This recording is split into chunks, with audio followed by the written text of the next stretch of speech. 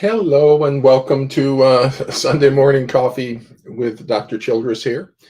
Um, so today, over coffee, I want to discuss the issue of respect surrounding myself and also Dorsey Pruder. Um, that is an interesting issue over here because the pathogen hides, and it hides extraordinarily well. And what I have done with my work, an attachment based model of parental alienation, is I've exposed pathology. I've told everybody exactly what it is in great detail. In foundations, I organized it into three levels. So we start with the family systems level. Actually, it should be top. We start with the family systems level. Underneath that is the personality disorder level. Underneath that is the attachment pathology level. And I describe the pathology in detail at each one of those levels. Plus, I integrate all of those levels. So the attachment pathology creates the personality disorder pathology, which then creates the family systems pathology.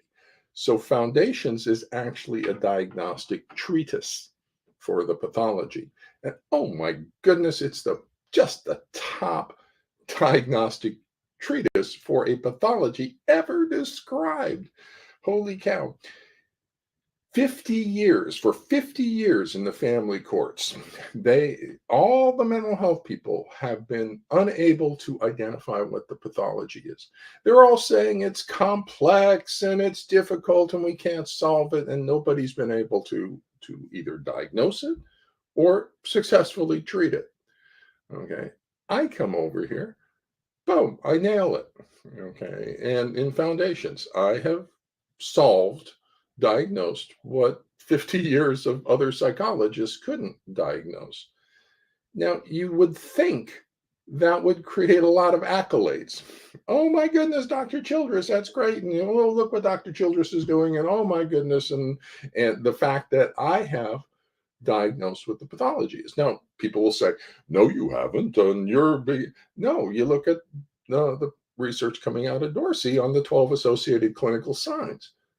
Yeah, I did. If I can identify 12 unique associated clinical signs that are often present, and they're often present in the data, absolutely, I've nailed this. Plus the three diagnostic indicators, which are the main focus for the diagnostic assessment, they are each an impossible symptom. All three of those diagnostic indicators, four, if you look at diagnostic indicator two, is the anger variant and the anxiety variant of protest behavior. All of those never show up in a normal child in the general population. Prevalence of zero. Yet all of them, 46 cases of court-involved families, Dorsey's data has the three diagnostic indicators present. So there's impossible symptoms in all 46 cases of the research that's been public, that's in the process of submission. Greenham, Childress, Pruder. Now, here's the thing. Dorsey Pruder, on the custody resolution method, developed an entire research project called content analysis using data coding. And so she developed, now she's just put the university researchers to shame. People like Amy Baker or Jennifer Harmon doing these like soft retrospective studies about parental alienation that's not even a defined construct, and their research. I've worked with major NIMH researchers, Keith Nectarline, Jim Swanson. I've worked at the highest level of research during my professional career. And with Nectarline, my job was to manage the research project for this major NIMH research on schizophrenia. And so I know research very well. I've also taught research methodology course at a graduate level. I know research extraordinarily well. And I would rate Amy Baker or Jennifer Harmon's research on a scale of 1 to 100 I'd put it at about 5, maybe, probably about a 5. Yeah, actually, it's just soft retrospective um, research. We're asking people about to look at their past using a construct parental alienation that has no operational definition to it. So it's in violation of 2.04. I would say all of Amy Baker's research, all of Jennifer Harman's research is an ethical violation of standard 2.04 bases for scientific and professional judgments because none of them relied on the established scientific and professional knowledge of the discipline. Now they can say, oh, PAS is. No, it's not. Okay, the American Psychiatric Association said no. The whole group of them, Burnett and everybody, are a fringe group of professionals who reject the diagnostic guidance of the American Psychiatric Association and reject the ethical guidance of the American Psychological Association. This is a fringe group of professionals that you're relying on for your research. No, it's about a 5 on a 1 to 100 scale. Now, I would rate Dorsey Pruder's research, the custody resolution method, at 95. Okay, it's active data in the courts, and it's like all the emails, texts, and everything. So it's a solid amount of research, which is going to stabilize your findings. The coding is solid.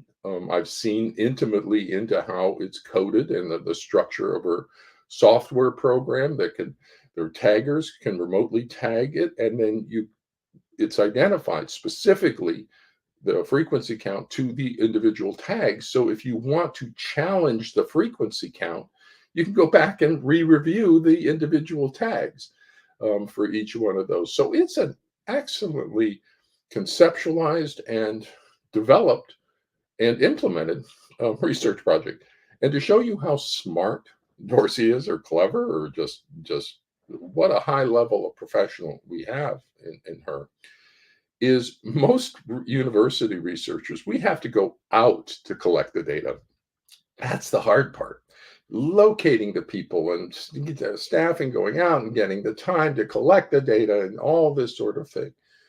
Dorsey's a businesswoman. She's not a university investigator. She saw an opportunity. She capitalized on the opportunity. And so she has the subjects, the participants in the research, you guys, the parents, bringing her the data and giving her the data and then paying her to do her research project on your data. That's like an amazingly businesswoman approach to the problem. It would be totally different if a university research got over here, because they'd have to get grant funding from somewhere. So you wouldn't have to pay, but they would be getting grant funding to do it, to hire the data coders, to develop the software program, and to just all the overhead in terms of running a large scale research project. That's actively in the family courts. These are active stuff. It's not retrospective. This is the data from families. So yeah, I put Keith Nectar lines up about 98. That's major research on schizophrenia, been going on for decades, and NIMH research. His protocols and stuff are up at 98, and I worked with him for 12 years, so I know what it looks like. And I put Jim Swanson at about 98. He's a site, one of the lead sites for the MTA study, multimodal treatment of ADHD, considered the best randomized controlled trial of a study ever conducted. 6 sites. And there were 2 lead sites, one on the East Coast, one on the West Coast. Jim Swanson was one of the lead sites for this big 6-site NIMH study on ADHD. So I know what high quality research it looks like, and I put Dorsey Pruder's custody resolution method in that category as quality of the research methodology. And then the findings coming out are just amazing. That 3 impossible symptoms are consistently found in 46 of 46 court-involved families, and they were predicted by Dr. Childress to be present. these impossible symptoms. That proves ABPA, the model that generated that hypothesis, is absolutely 100% accurate. And then we add on the 12 associated clinical signs for just even more. That's why I say that as a scientific investigator, I have predicted my home run to the left field pavilion. So I'm up at plate and I point to the left field and say, I'm going to hit a home run to left field. Not only to left field, I'm going to put it in section 207. Not just in section 207, I'm going to put it in row 42 of section 207, seat 5 in the cup holder. And then I hit a home run to, section whatever in the cup holder, and it's rattling around in the cup holder. That's what that research, Greenham, Childress, and Pruder shows. Okay, that's rattling my cup. The cup's rattling around the cup holder. The issue is I'm not a university investigator, so I'm not associated with. I'm just a clinical psychologist. Dorsey Pruder's not a university investigator. She's a businesswoman. So where are the university investigators? We're having to compensate for the absence of professionals in the family courts. And Melanie Greenham gets over and gets an MOU with Dorsey Pruder because she respects the quality of work that Dorsey Pruder's doing. But now we have people like Amy Baker or Jennifer Harmon who were in the research field as this was emerging over the last 20 years, or Harmon more recently, and they don't talk to Dorsey at all. They have wonderful data. They don't switch over to an attachment-based model in doing their research, and they're not asking people to complete the diagnostic checklist or the associated clinical signs or even the parenting practices rating scale. They're not including any of the work of Dr. Childress into their research. And to understand what I'm doing over here, I'm not here to lead a movement. I'm not here to really do anything. I'm here to document what's going on over here because I'm strongly convinced there will come a time when there's going to be outside independent review of what's happened in the family courts, and it's going to be stunningly bad. And you can already see it coming out of the New York Blue Ribbon Commission on forensic custody evaluations, that they're recommending they be banned from New York, saying things like they're dangerous, they lack scientific and professional validity, and that they're harmful to children. So these are the reports and the custody evaluations that you parents have been getting for 40, 50 years now are dangerous, harmful to children, lack scientific credibility. Man, you guys have been exploited. And this whole field of forensic psychology is an experiment. They've been experimenting on you with a new approach to service delivery. Nobody else gets their own special psychologists apart from the clinical psychologist. And so you can see what happens. Clinical psychologist avoids you because you're too professionally dangerous, not only from the pathogen, but from retaliation from the psychologist, the forensic psychologist on the board. So we know if we come over as a clinical psychologist, the forensic psychologist is going to sanction us on the board just because we're doing something different. And how can we possibly fight the licensing board and a subspecialty practice? Not a chance we will win. Okay. And that's what I've exposed with the Oregon Licensing Board. I've known that from day one. I've known the boards are corrupt. I've known the APA is covering up. I know the AFCC is inert and is just simply exploiting you. I know the whole thing is an experiment, a massively failed experiment. And it's unethical. And I know that the psychologists are participating in the child abuse. So the psychologists are the child abusers. Do you know how bad that is? And I know that.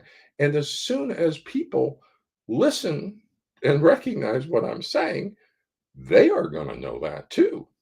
So the field is going to shift. It's not going to change a little. It's going to make a big jump. But all of a sudden, forensic psychologists are going to be like the Nazi Party in 1945. Like, oh my goodness, it was really great to be a forensic psychologist in 1938. Not so much in 1945. Okay. And so all their puffy vitas with all their supposed experience of presenting things and doing stuff all become like a card carrying member of the Nazi Party. It's very interesting that you have all this background, but it's not like a recommendation for your professional quality. You've been abusing children for 20 years, however long you've been here. And you're ignorant, incompetent, and unethical for as long as you've been here. So the field is shifting around. Now, if you know anything about paradigm shifts, so it's going to boom, shift over to a completely different paradigm for understanding it, where all the forensic psychologists and Gardner people and everybody who was using parental alienation or made up stuff for resist refuse or doing custody evaluations, all that kind of stuff is going to become very bad for your career. Okay. It's going to be a black stain on you that you were working in the family courts prior to 2025. Okay, whenever the paradigm shifts, everybody who was before that shift in paradigm is going to be recognized as massively ignorant, incompetent, unethical, lazy, and malpractice, failure in your duty to protect, and child and spousal abusers. So holy cow, that's kind of a black mark on your professional reputation. But then who's over on the other side? Once it shifts, who are the experts in the application of applied knowledge? Well, there's no one. It's just me on the other side. Now I'm come join me. Okay, I'm not special. I'm not creating knowledge. I'm applying Salvador Minuchin, Murray Bowen. Family evaluation. Read family evaluation. Read all about triangles, cross generational coalitions. I'm applying Bowlby and attachment. Read about a Bowlby. Learn what you're doing. Personality disorders. Holy cow, that's a really simple way to understand it. Narcissistic, borderline, dark personality, splitting pathology, absence of empathy. Role reversal, using the child as a regulatory object. So you can come over and join me as being one of the top experts over here because there's no experts over in ABPA. We're leaving the age of experts, is what I call it, where everybody's an expert. Holy cow, over here, Gene Mercer is considered an expert in by some people. Oh my goodness gracious, that standard for expert is so low. But I'll be talking about that. Because everything's pretty much complete for me with the exposure of the corrupting influence of the forensic psychologists on licensing boards. My job here is kind of done. I've exposed everything. Documented. I got to document it. That's the issue. So I've got the APA documented, the AFCC documented, and now the licensing board documented. I've got your parents documented. I've got Mercer documented. I've got Gottlieb documented. I've got Burnett documented. I've got the forensic psychologist documented. So people like Deutsch and things. So I've got all the documentation. I got minors council documented, and the parenting coordinator. I've even got them parenting coordinator.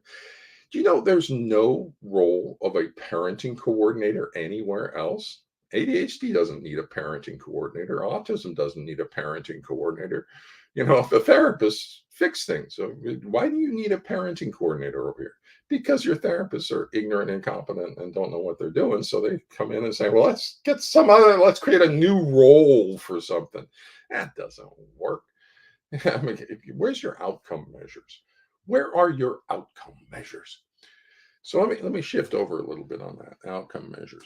I thought about talking about that today because holy cow, we need outcome measures over here. I recommend you use the parent-child relationship rating scale, 1 to 7 on 3 items. Affection, cooperation, social involvement. Those are monitoring the attachment networks, affection. Cooperation monitors emotional regulation networks. And the social involvement monitors mood and arousal. So you're actually monitoring brain systems as you're doing it. But for you parents, you can just rate how the child is. The psychologist will, once they get knowledgeable, will be able to interpret what the ratings are and how to deal with that. And so I thought about presenting on the outcome measures today, but I decided instead to talk about respect. Because, oh my God, I'm like Rodney Dangerfield. I don't get no respect over here. Now, everybody should be using the outcome measures, and that parent-child relationship rating scale is phenomenally good. I am impressed with how sensitive it is. And I'll cite to Dorsey's ABA High Road single case research. Dorsey's got two different types of research. I want you all to kind of understand this. She is conducting single case ABA research, ABAB, if need be, single case ABAB research on every single high road she does. Okay. That's the single case research is clinical research is considered the highest quality of clinical intervention because it combines both research with clinical practice. And so each person becomes an individual research project. And it's the only research methodology other than randomized controlled trials that can prove causality. So you can get a causal proof for the treatment's intervention based on a single case ABAB design. The only problem with it is called external validity. Does it apply to other people? Yes, it applies to this child or this person, but does it apply to other people? So the standard approach to single case ABAB research is to replicate it. So you get about 5 replications, and that typically shows the intervention's doing what we anticipated it's doing. It's used a lot in autism. Single case ABAB design is used a lot in autism, and it's used a lot with learning disabilities. Okay, so in that, and clinical interventions, some clinical interventions, because it is considered the highest quality of clinical intervention, an ABAB design combining that. So Dorsey has doing this high quality research, single case research with her high road protocol. And then she saw a need and develops an entirely different research protocol and approach using content analysis and data coding and having developed software to do all of that to meet the need in the family courts. Now, what was the need that she was meeting with her custody resolution method? Because the mental health people around you are not completing the diagnostic checklist, basically. So they're not telling you symptom information. You go in and say, would you please complete this checklist? Are these symptoms present? And the mental health people, your forensic psychologists, say, no, I'm not completing the checklist recommended by Dr. Childress. How disrespectful is that to me? I'm saying, please collect this information. They say, no, I'm not going to collect this information. Why? Is there something about foundations you disagree with? Is there something about what I'm saying that you disagree? No, I'm just not doing it. Okay. I don't know why. Well, I do, because they're ignorant, incompetent, and unethical, and it will expose them.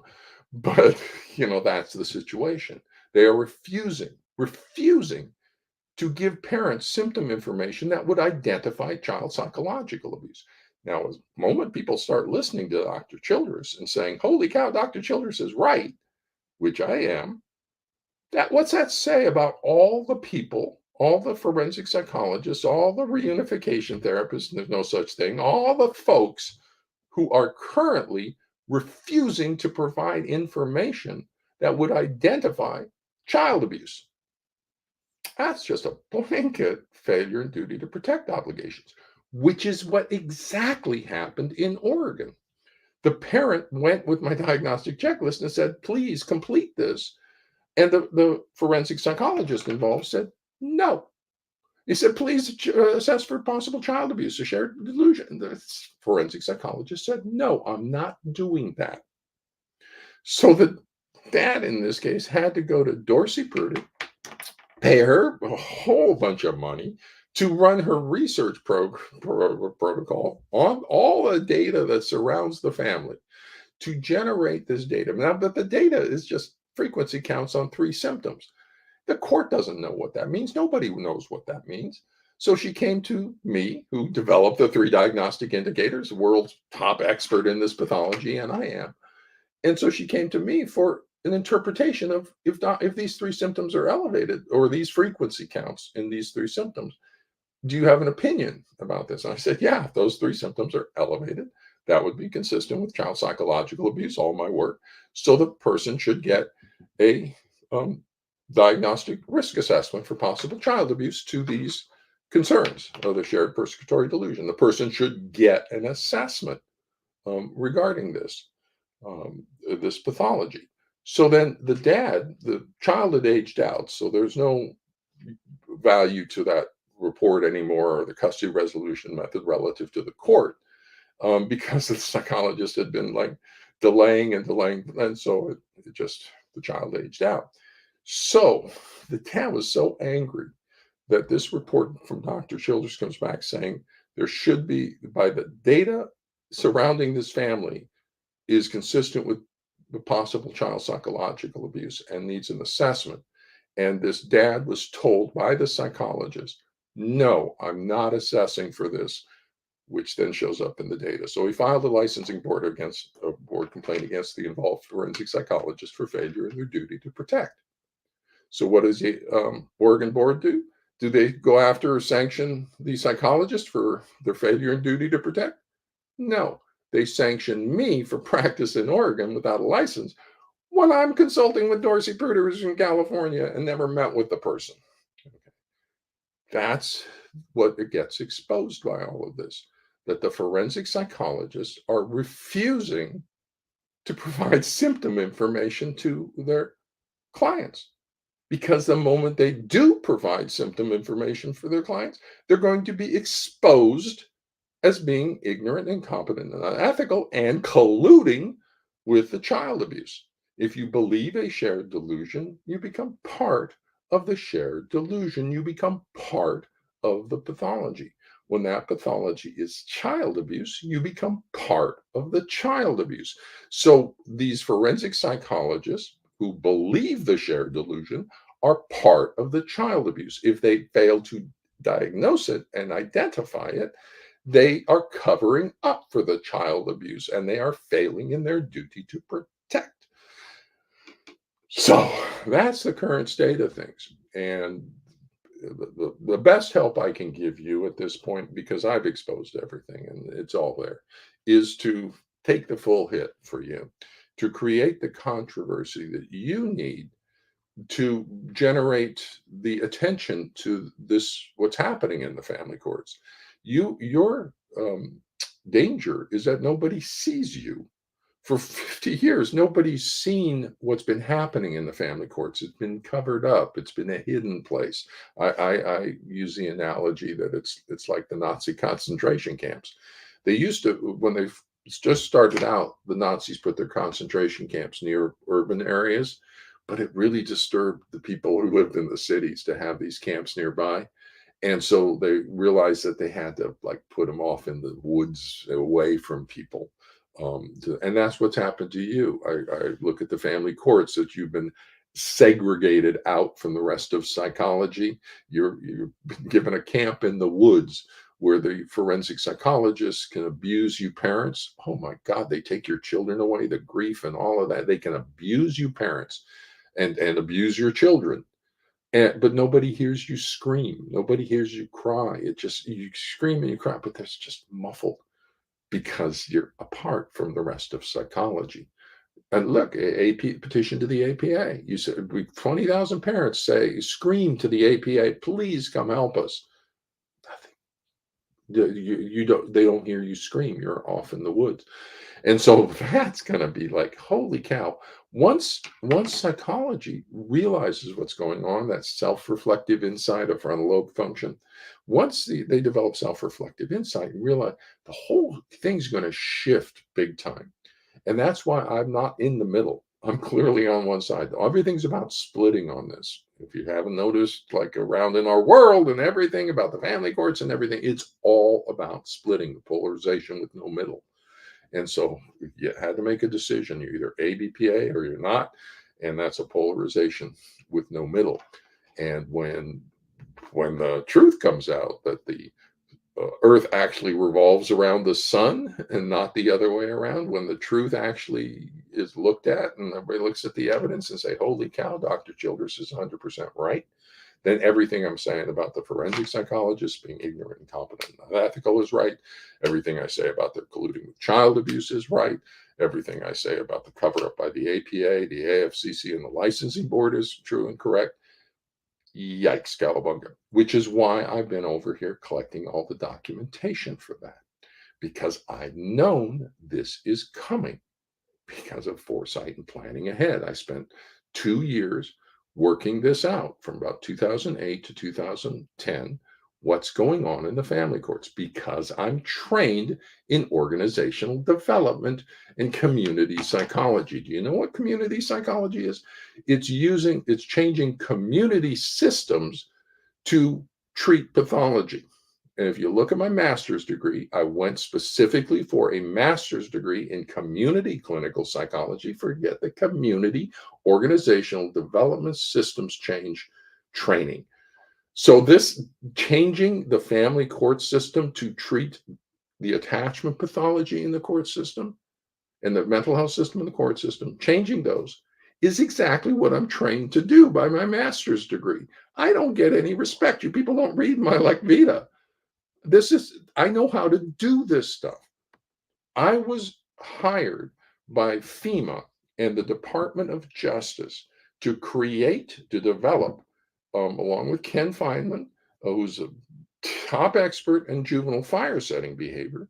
I was hired to come on as the clinical director to develop the diagnostic assessment protocol for juvenile fire setting behavior, a court-involved child pathology.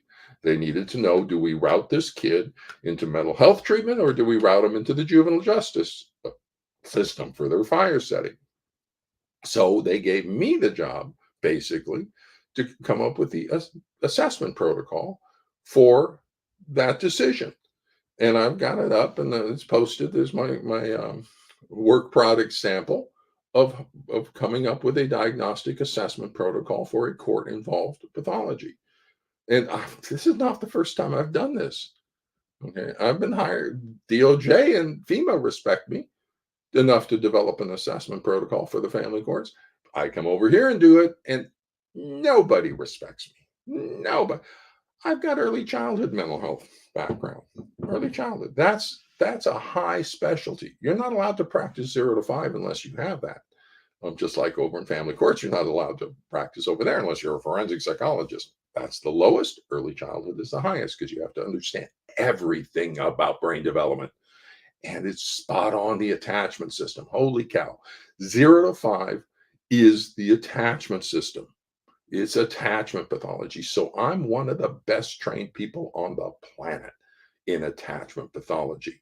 I'm at the level where when I was clinical director for my clinic, we contracted with Edtronic to come out to San Bernardino to our clinic in the county to do seminars for the county people and my staff and stuff on his research and the still face and breach and repair sequences. So that's the level I'm working at, is Edtronic for my clinic, Keith Nectarline for schizophrenia, Jim Swanson for ADHD. I'm working at the highest level before coming into private practice. And over here, I'm just like totally disrespected. And so that's on the Gardnerian people. When I came out with ABPA, that's clearly I've solved it. So Bill Burnett, Amy Baker, Conley, Woodall, all the Lorandos, all of the parental alienation people should have stopped Gardner, and parental alienation should have switched to Childress and ABPA, but they didn't, because then they'd have to I become the expert, and they wanted to be the expert, but there can't be an expert in anything real. They can only be an expert in things they make up because they don't have any real knowledge. It's like it's insane over here. When Gene Mercer is considered an expert, it is insane. So I'm going to be kind of going through and naming names now that I'm leaving the doc. I have to keep myself safe, because it is dangerous. Gene Mercer, did you know she filed a licensing board complaint against me in California for unprofessional practice? Yeah, I'll tell you stories. So I have to be careful. Did you know that the Gardner PAS people threatened to file a lawsuit with me unless I stop the nature of my criticism of them? Yikes. Okay. So I have to be careful what I say. But I'm going to say the truth. And so we're going to have to navigate that a little bit issue. But there are people who are stopping this. Susan Deutsch, forensic psychologist. Okay. I have a strong suspicion that her group got the petition to the APA. Interestingly, right after the APA, the petition to the APA went in, there was a call for people to participate in the group. The APA put out this little call and said, if you're, we're starting up a group, a committee on, custody evaluation of the family courts. If you're interested in joining, please submit. So I did. I submitted my stuff and said, yes, I want to join. Then a few years later, surprisingly, a group of forensic psychologists decide we need new guidelines for forensic custody evaluations because somehow the ones before aren't awful enough. And so they propose this basically the same guidelines over again. I think it's the same committee. I think they gave your committee, your petition to the APA over to a committee headed by Susan Deutsch. And I think that committee of forensic psychologists used the petition to the APA to come up with a revision for their vetos of the new, practices for custody evaluations, which are the same as the old ones. Okay, they didn't incorporate any. So I went through it line by line, their proposed new custody evaluation. It took me a long time, but it's up on my Purple Trees website. Just to kind of shut that down. No, you're not going that direction. Okay. If you're going to come out and say we need new guidelines, then I'm going to be sitting there waiting for line by line of that. And they said, ask for feedback on it. They said, we want feedback on our new guidelines. So I sent them feedback. I think I have a blog up on it. So they are totally aware of Dr. Childress. I made sure that I've got all the emails. I've documented the forensic psychologists specifically and generally to the APA. Next week, I'm going to be doing a little series on my presentation with Dorsey Pruder down to the AFCC. That will be your introduction to Gene Mercer. Oh my goodness. And she has like all sorts of stuff, connections into things that are kind of interesting. Yeah, so it's kind of like Alice in Wonderland over here. I'm thinking of doing an article of a clinical psychologist in Wonderland. So very much an Alice in Wonderland of what have been my experiences for 10 years in the family courts. Holy Toledo. But I've got them all documented up, so I can tell you all about those.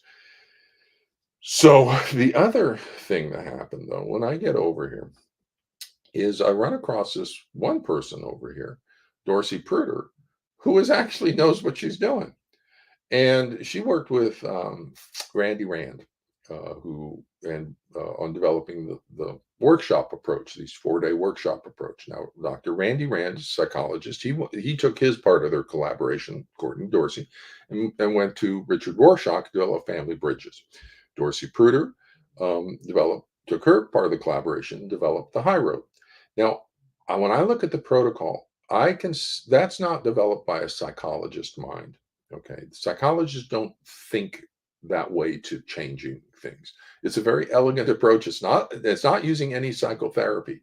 And that's one of the tells for me that it's developed by somebody who's not embedded in a psychology mind like a psychologist. And so I suspect that she had a significant influence on coming up with how to change the situation. That's more skills based, more it's a different approach. And so she approached me and said, "Hey, I've got this protocol." And she actually showed me the protocol. She came over to my office, opened up the computer, and showed me what she does. And 5 minutes in, I totally recognized what she's doing. I said, "That's going to be effective." Then I've also watched for all 4 days of it, and she collects outcome measures on every single case that demonstrates its effectiveness. And the outcome measure is a rating from the targeted parent. So you know that's valid. The targeted parent isn't going to say everything's fixed if it's not fixed. And so she's got data backing up it's effective. And ultimately I received a patient or a client from the high road. So she recovered a 15-year-old adolescence in the high road. And then I was the follow-up care therapist. I read the documentation around this kid. There were three involved psychologists, all of whom diagnosed child abuse by the dad, psychological child abuse. One of them said, "I've had 40 years in practice in psychology. This is the worst narcissistic parent I have ever encountered. The child is being abused by this parent." It took the court 3 years to separate that child from the parent. I've documented the lethargy in the court system. You got three mental health people all consistently saying there's child abuse, and it still takes the court 3 years to act. I've got to document it. I've got the reports from the people. And then Dorsey Pruder, when she finally gets the person, she and I are flying over to Netherlands, not together, but we're going over to the Netherlands to present. So she only has when the court finally said, "Okay, we're going to grant the protective separation." She only has a couple of days because she's flying out to the Netherlands to join me, and so she modifies her 4 day workshop into a 2 day workshop. Are you kidding me? She recovered this child from 3 years of documented child abuse in 2 days, and we have the data because she collected the parent child relationship rating scale during her workshop. And you just see it in that B phase. The child goes from ones and twos to fives and sixes in 2 days based on the rating of the targeted parent. The targeted parent says, "Everything's fixed. My child's really good. Fives and sixes in 2 days." And then the child, her recovery was so solid that the child remained stable for the 2 weeks I was in uh, the Netherlands doing that. So that by the time I got back and scheduled my first follow up therapy appointment, you can see the data, it was just flat. And then you can see where I started my therapy, and it starts to go up and down. And then I did some really cool stuff in the therapy. You can see it comes in all chaotic, but you see it leaving the attachment blue line and the emotional regulation gold line are totally entrained. They are just spot on. But they weren't that way when they came in. And I have an idea why they weren't that way. It's because Dorsey only got 2 days. I think if she got 4 days, they would have come in and trained. But she got halfway through the workshop. She didn't get her follow up on things. So that's my suspicion as to why it was a little chaotic coming in. Hey, I have an idea. She does this all the time. Why doesn't the next psychologist collect the data and we'll see? Why don't we get a research project? Why don't we get some research about people, let's say from a pilot program, and we can add Dorsey Pruder right on the transition. So if we identify somebody has to, needs a recovery, then we use the high road, and Dorsey can do half. The university people can do half. She can transfer the protocol into the university and healthcare section, and we can get some research data on these 4 day workshops. But she gets absolutely zero respect, zero. And it's just the flying monkeys used to say she only has a high school education. I would reframe it and say she doesn't have a college education. She's a businesswoman. She doesn't need it. But I holy cow, Dorsey Pruder with the high road workshop and the custody resolution method and the parent higher purpose parenting course that she developed, the only trauma informed parenting course that I would say is out there, specifically for this pathology. She has earned her doctorate degree in this court involved pathology 10 times over. So the two top professionals in the family courts, is only two. One is me from psychology, and I'll back that up with ABPA and foundations, and I would say no one even comes close. And you look at my Vita, and my Vita is not from here. Early childhood, trauma and child abuse, delusional thought disorders, 12 years. And so I'm the top person, psychologist over here. And Dorsey Pruder is the top professional in child recovery, in the recovery from child abuse. Look what I did when I encountered Dorsey Pruder. Everybody else is just absolutely disrespecting her. All the Gardner people, just immense disrespect. And forensic psychologists aren't talking to her, aren't coming over trying to figure out what she's doing or respecting her. I encounter a real psychologist. I take her to the AFCC and say, hey, people, have you heard about her? And then when the data came back on the single case high road AB stuff, we went to the American Psychological Association and gave them the data and presented to them. Interesting little story. There was prior to our presentation to the APA, there was a lot of a letter writing campaign or email campaign to try to get the APA to rescind their acceptance of our proposal. And they just got hammered. The APA, and I've got the emails on this, where the APA then contacts me and says, "What's going on, Dr. Childress? Why are so many people trying to get your presentation rescinded?" And I said, "Well, because I work in the family courts, there's a lot of people who don't want to know this." And they said, "Well, we respect the right of, you academic freedom, and so we're not going to rescind your invitation just based on this email campaign." But we will ask that your paper be peer reviewed by the head of division, I think 24 is it, the theoretical um, division of uh, the APA. And I submitted to that division because Dorsey Pruder, what she's accomplished is kind of in the more theoretical lines of professional psychology. She does something different. And so I thought they should know. I've already presented what she does to the AFCC. So we went, and the paper is peer reviewed. And the data is up there, and I've got it up on my website. So as a professional, Dorsey Pruder has, as a businesswoman, has two professional presentations, one to the AFCC, one to the APA, because she's a solid professional. She's producing data, she's producing results, she's producing outcome data that shows she's effective. Now the pathology tries to ape her. It tries to mimic her. Starting with the forensic psychologists, they tried their 4-day workshop. First off, before I even get there, Richard Rorschach, Randy Rand, Richard Rorschach developed family bridges. Ultimately, Richard Rorschach had to surrender his license for trying to help you, for trying to solve the pathology in family courts. Richard Rorschach had to surrender his license. I'm not going that route. Okay, I don't want to surrender my license. Thank you. And so, as long as we have the corruption of the licensing boards by forensic psychologists, I don't want to lose my license, and I don't want to fight with them. Clear them out. Solve your problem with oversight. If Dr. Childress has a board complaint, I want to be heard by clinical psychologists, not forensic psychologists. And so that's when any complaint against me is heard by clinical psychologists, then that's safe. The clinical psychologists on the board and practice in autism, ADHD, trauma, anywhere else will hold me to the highest standards of professional practice and will hold me accountable to the American Psychological Association Ethics Code.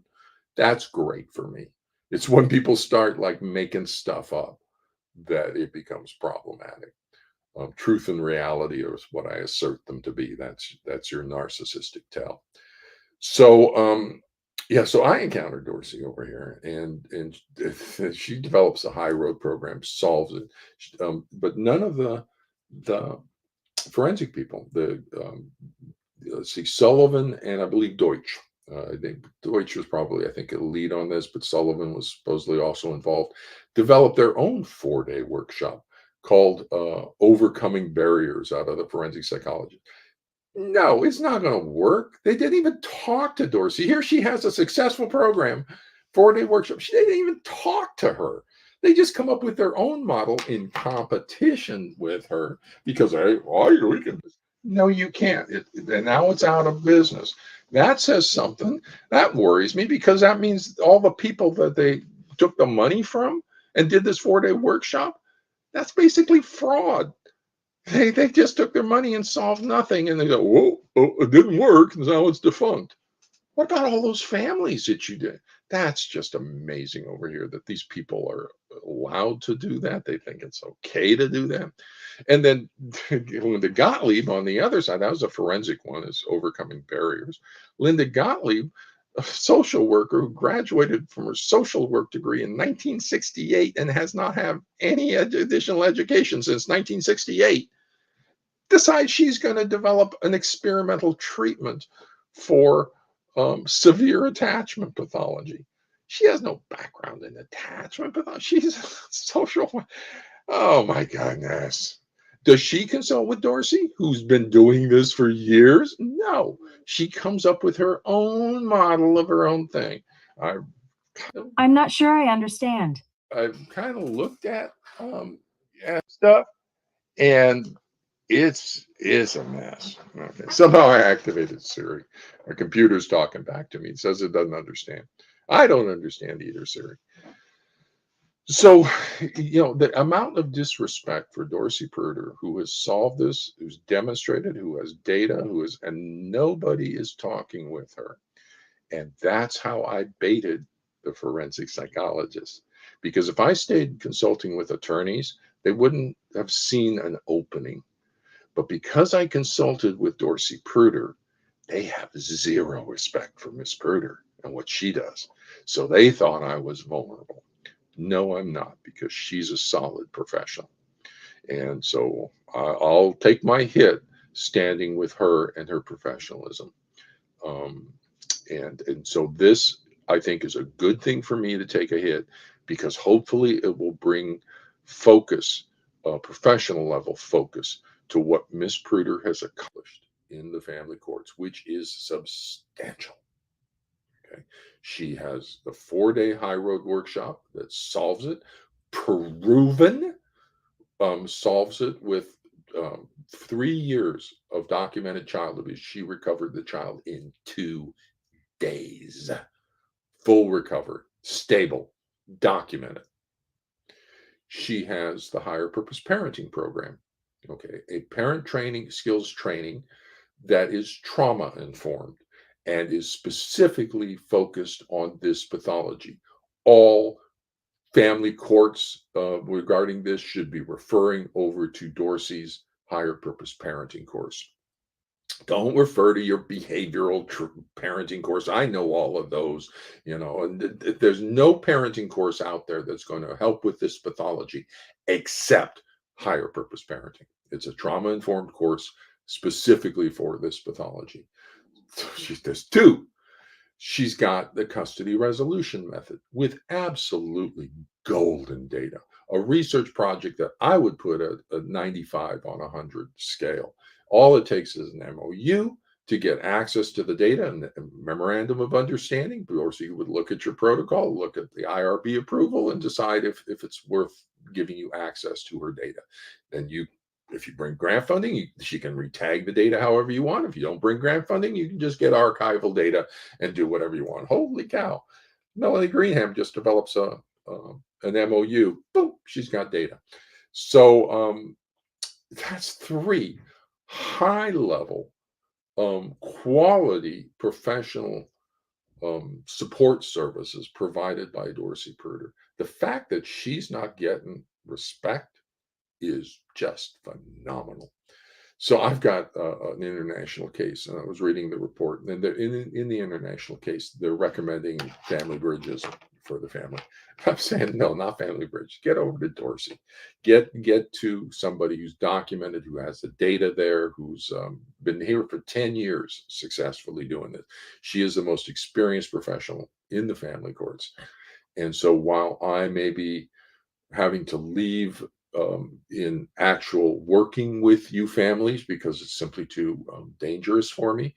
She doesn't have a license, and she's taken so many hits.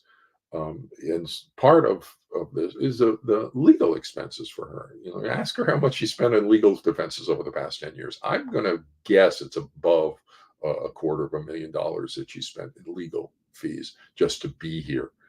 And so the APA, the American Psychological Association, AFC-C2, if they ever reform, needs to get over here and start protecting professionals like Miss Pruder, professionals like me, by acknowledging our work so that we're not exposed to the lies that are out there that the pathogen tells. So respect is coming. And when it comes, I'm anticipating I'm going to be on the flip side. That's why I keep saying shame is coming. That all the forensic psychologists are going to leave as a group in shame and disgrace. The Gardnerian PA experts are already in the stage of shame and disgrace. So that leaves nobody over here. And the clinical psychologists won't work here because it's too dangerous.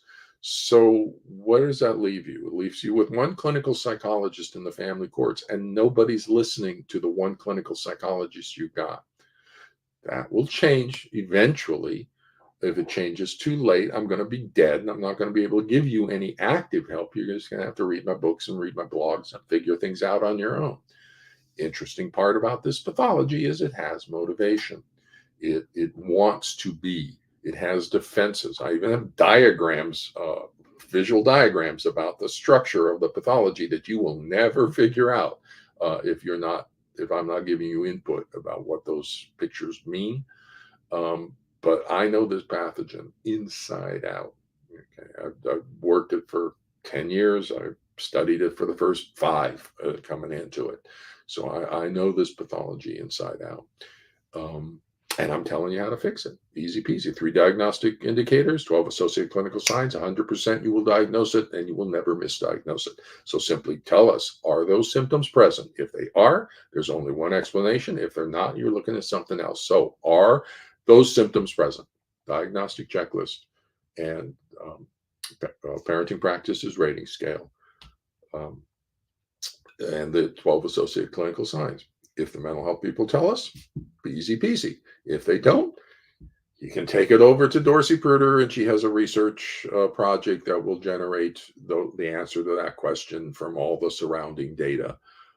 Unfortunately, you won't be able to get an interpretive report regarding what those frequency counts means because I'm prohibited by the Oregon Licensing Board from consulting with Ms. Pruder. I don't know why. The forensic psychologists don't see her as a professional. And so that's hopefully going to call some attention to that disrespect to Miss Pruder. And so, yeah, controversy is not a bad thing. Just spell my name right. So with that, I'm going to leave you for my Sunday morning coffee. And next week, you're going to get a series on the adventures of Dr. Childress with the Walrus and the Carpenter and the APA National Convention with Dorsey Pruder and the subsequent stuff surrounding Gene Mercer. And oh my goodness, what interesting stories. So we'll see you next week, next Sunday. Okay, and take care, everybody.